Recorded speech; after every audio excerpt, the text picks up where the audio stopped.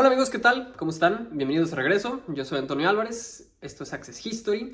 Y en esta temporada de Semana Santa, de Pascua, vamos a hablar acerca del concepto de la muerte y cómo ha ido cambiando a través del tiempo. Estamos en la temporada de Pascua, que celebra la muerte y la resurrección de Jesús en la religión católico-cristiana, pero el tema de la muerte ha sido siempre un tema que ha estado muy presente en la vida de los seres humanos.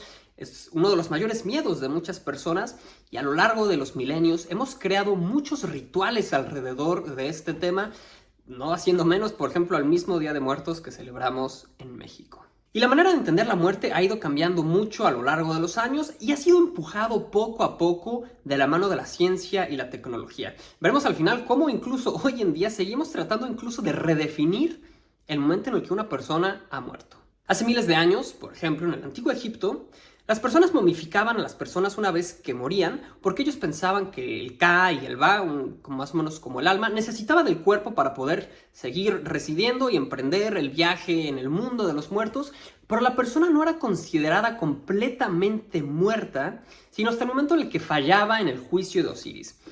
Si pasaba el juicio, las personas podían seguir y justamente pues tenían esta noción de la vida después de la muerte en este plano terrenal. Por eso la muerte ha estado siempre muy asociada a ideas religiosas que ahorita en un momento empezaremos a dejar de lado.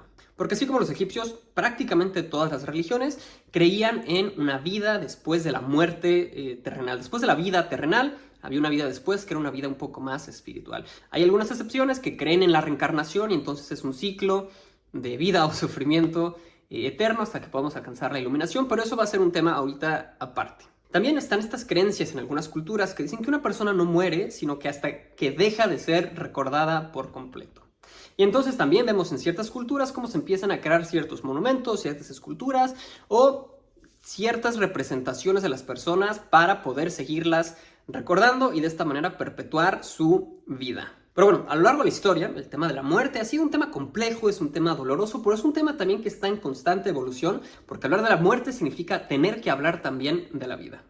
Y a lo mejor si yo les pregunto a ustedes cómo definirían o cómo identificarían a una persona muerta, la pregunta podría parecer bastante burda, bastante obvia, pero la línea cada vez es menos clara entre lo que define la vida y la muerte. Desde mediados del siglo pasado, los avances en la ciencia y la tecnología han estado difuminando cada vez más esta línea entre dónde empieza y termina el otro. Hasta antes de 1950, determinar cuando una persona estaba muerta era relativamente fácil y se basaba únicamente en cuestiones de observación. Si la persona ya no respiraba, si su corazón ya no latía, si tenía esta rigidez cadavérica, si se le empezaba a cambiar ya el color de la piel porque no había ya más sangre circulando en su cuerpo, esto era suficiente para poder determinar la muerte. Había otro tipo de pruebas que eran también relativamente sencillas, donde se colocaba un espejo sobre la boca de la persona para realmente detectar que ya no hubiera ningún tipo de respiración y con eso confirmar la muerte. En esta época, a mediados del siglo pasado, la muerte no era algo de lo que se hablara a profundidad en los libros de texto médicos y la atención a la muerte se centraba únicamente en la detección del evento.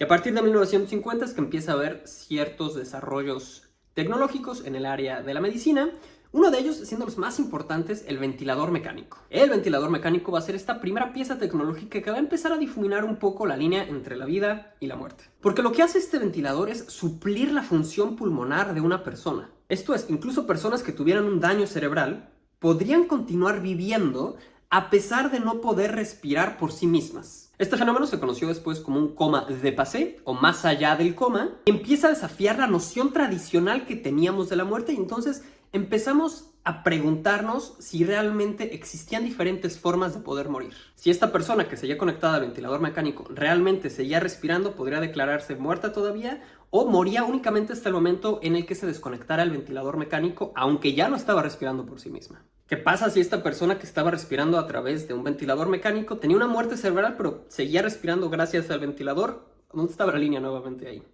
Y en la década de 1960 las preguntas éticas y filosóficas empiezan a ponerse todavía más profundas y más interesantes a partir del trasplante de órganos. El primer trasplante de corazón exitoso sucede en 1967 y empieza a desencadenar ciertas interrogantes éticas al respecto. Y especialmente para el donante. Por ejemplo, en el caso del donante del corazón, tiene que donar el corazón cuando todavía esté latiendo, lo que entonces plantea la pregunta si esta persona todavía no está muerta. ¿Es ético que lo abramos y le quitemos su corazón, si todavía no es realmente declarado muerto. Y bueno, alrededor de este tema, por ejemplo, de un corazón latiendo que empieza a ser extraído para poderlo trasplantar, empieza toda una serie de preguntas éticas y filosóficas que empiezan a ser un obstáculo en el avance propio de la medicina en pues el trasplante de órganos. Estos debates llevaron a la necesidad de tener una definición clara de lo que era la muerte y empezaron a crearse diferentes comités con expertos en el tema. En 1968, uno de estos comités en la Escuela de Medicina de Harvard propone el tema de un coma irreversible como una nueva forma de determinar la muerte. Este concepto se basaba en que si el cerebro había dejado de funcionar por completo y no había posibilidad de que la persona pudiera recuperarse, pudiera volver a la vida, entonces en ese momento la persona podía considerarse muerta. Sin embargo, la adopción del término de coma irreversible también fue una zona bastante gris porque varios estados empezaron a adoptarlo de diferentes maneras que otros. Y entonces en Estados Unidos hubo una situación legal bastante compleja al respecto. La adopción legal del coma irreversible fue bastante complicada porque lo único que hizo es que empezara a haber entre los diferentes estados diferentes definiciones, diferentes acepciones y donde un estado, una persona podía considerarse muerta, en otro no.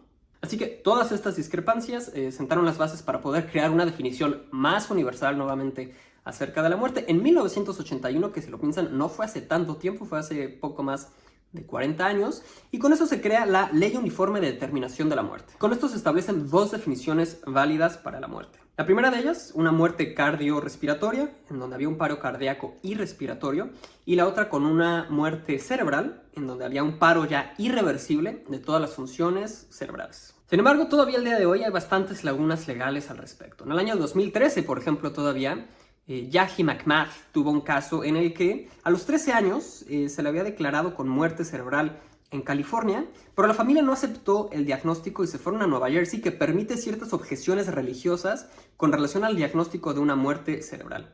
Permaneció durante 5 años en soporte vital en Nueva Jersey y entonces, después de que desgraciadamente falleció, tenía ya el certificado de defunción de California de 5 años antes y el nuevo de Nueva Jersey de 5 años después, de cuando realmente ya sus actividades pues cesaron. Y eso fue no hace tanto. Hoy en día existen todavía ciertos experimentos nuevos que están tratando de difuminar y empujar todavía más la línea entre la vida y la muerte. Y ni siquiera estoy hablando de todos los experimentos, todos los esfuerzos y todo el dinero que se está poniendo para tratar de retrasar lo más posible el envejecimiento humano, sino realmente en el momento en el que el cuerpo deja de funcionar.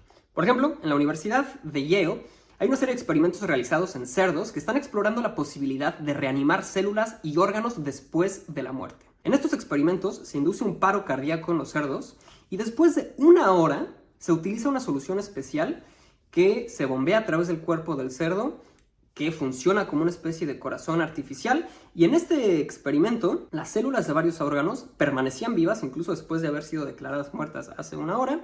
En algunos casos todavía había ciertas contracciones musculares y se logró revivir células cerebrales utilizando un método similar. Y bueno, aunque estos experimentos todavía se encuentran en una etapa temprana y están confinados en el laboratorio y no pretenden revivir por completo al animal, sí empiezan a desafiar la idea de la muerte como un proceso irreversible, que es parte de la definición que se tiene hoy en día cuando tratamos de definir que una persona está muerta. Está muerta porque no existe ya la posibilidad de que pueda regresar a la vida.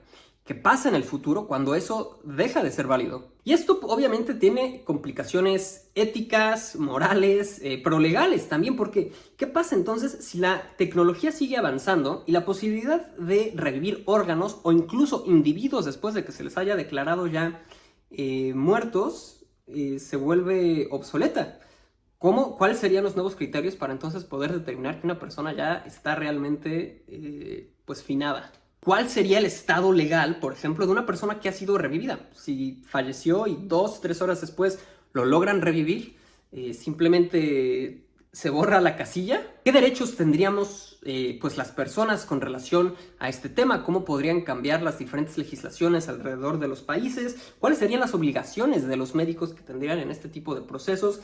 Si normalmente se habla mucho de tratar de preservar la vida casi a cualquier costo, ¿cuántas veces una persona podría estar sujeta a que se le trate de seguir reviviendo cada vez que empiece a fallecer? Y por ejemplo, si aún existe una pequeña posibilidad de que se le pueda revivir a una persona, ¿no se le declara muerta hasta que se agoten todas las posibilidades? En fin, o sea, son muchísimas preguntas, muchas interrogantes de las que probablemente todavía estamos un poco lejanos, pero así como en el momento con el trasplante de órganos y con el ventilador mecánico empezó a haber todo un debate alrededor, yo creo que estamos todavía a tiempo de poder empezar a preguntarnos a nosotros mismos cómo podría verse un futuro en el que eso fuese una realidad. Y quizá nunca vayamos a tener una definición perfecta de lo que implica estar completamente muerto. No sabemos ni siquiera qué pasa una vez que se paran todas nuestras actividades en este plano eternal, pero sí podemos estar agradecidos de cuando estamos todavía vivos, conscientes, vivitos y coleando. Y ojalá esta fiesta de Pascua podamos tener una pequeña reflexión al respecto de lo que significa estar vivo, de lo que significa estar muerto, y empezar a pensar en estas implicaciones filosóficas, éticas y morales de lo que hay alrededor de este proceso que es la única certeza que tenemos de la vida. Que tengan felices vacaciones y nos vemos a la próxima. Si te gustó este video, suscríbete al canal, compártelo con tus amigos, con tus familiares, déjanos un pulgar arriba, comenta para seguir teniendo una conversación acerca de este tema de la definición de la muerte y recuerda que puedes apoyarnos con un café para esas tardes de investigación. Nos vemos a la próxima.